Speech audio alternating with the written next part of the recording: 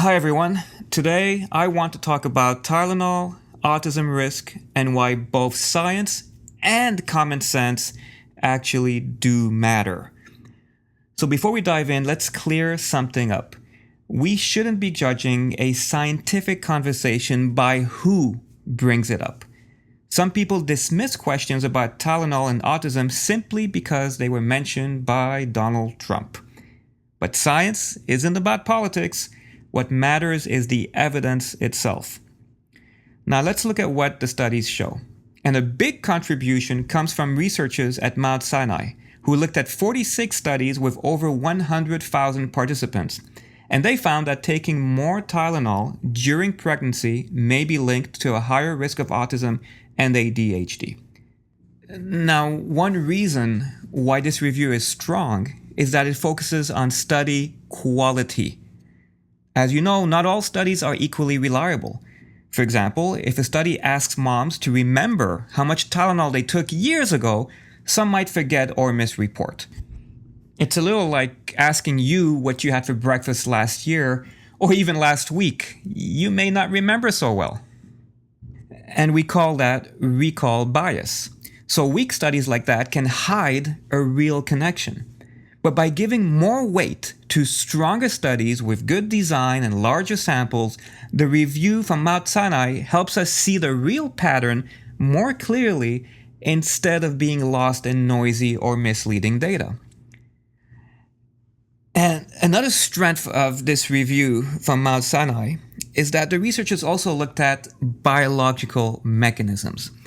Lab studies suggest acetaminophen can affect the developing brain by interfering with hormones, causing cell stress, and reducing important antioxidants.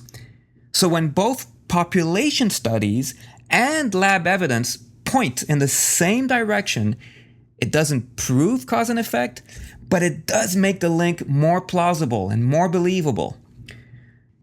Now, something important to know, I think, for all mothers that might shock you a little bit is that acetaminophen can cross the placenta quickly. Just within an hour, it can reach the baby's blood at almost the same levels as in the mother's.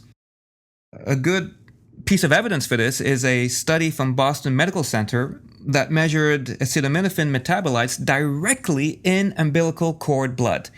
Now that's different from relying on self-reported data because it gives us a direct measure of exposure and it supports the idea that this drug can reach the developing baby. And that, I think, is a good reminder that what you take, you're giving to your baby as well.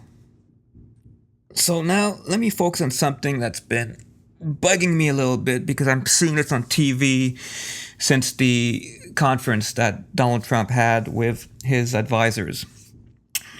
Some doctors on TV are dismissing the Tylenol autism link by saying correlation is not causation. And that oversimplifies the issue. And it's misleading. In complex health outcomes like neurodevelopment, absolute proof of causation is almost never possible. What matters is identifying consistent risk patterns through high-quality studies. Correlation, when replicated and biologically plausible, is often the best scientific signal we have. And it should be taken seriously, not brushed aside, and not downplayed for political convenience. And here's the thing. Correlation is how we find danger in the first place. Smoking and lung cancer started as a correlation. Lead and brain damage started as a correlation. These patterns are the red flags that point us toward causation. Without them, we'd be flying blind. So some doctors on TV go further and claim the link is useless because of confounding factors. Well, let me explain what they mean. Imagine we notice that people who drink more coffee also have more health problems. Is it the coffee? Or is it the fact that coffee drinkers often sleep less? In this case, lack of sleep is the confounding factor. It confounds the correlation because it's another variable that could explain the risk.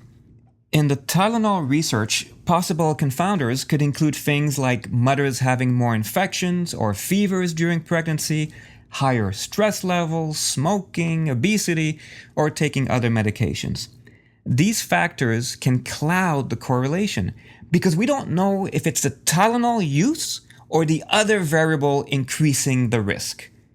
But here's the key point.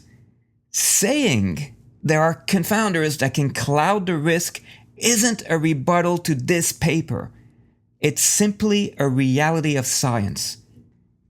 Researchers account for confounders by collecting information on these other factors and using statistical methods to adjust for them.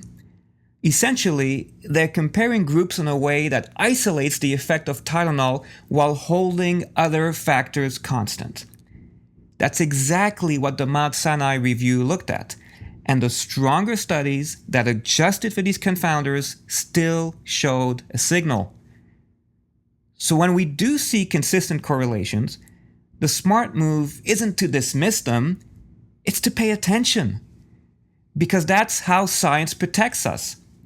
Ignoring or downplaying these patterns to the public isn't caution. It's negligence. A better message from doctors, in my opinion, would be this. All drugs have a cost. The real problem is that many medicines that should be used as the exception end up being used as the rule. Tylenol is a good example. Instead of weighing the pros and the cons, many people take it automatically, even for minor issues, when really it should be reserved for situations where it's truly needed, like a dangerously high fever. But if you watch the experts on TV, most of them seem to be reading from the same script. And once the media spins it into a political issue, the public doesn't get the balanced, practical guidance they actually need.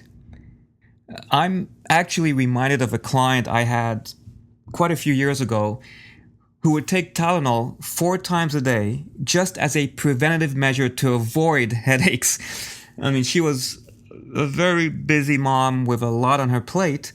And of course, I advised her to get off the Tylenol. But maybe this whole situation is a bit of a wake-up call on top of other cautionary signals we've seen over the years regarding acetaminophen, which I won't get into in this video. But what I do want to do is wish all mothers a smooth and happy pregnancy. And if you've already taken Tylenol, try not to worry. The point of this video wasn't to scare you. The link that researchers found is important on a population level across thousands of people. But for any one individual, the risk remains low. So this isn't something to add stress to your day. Instead, it's an opportunity to make more conscious choices moving forward. Thank you.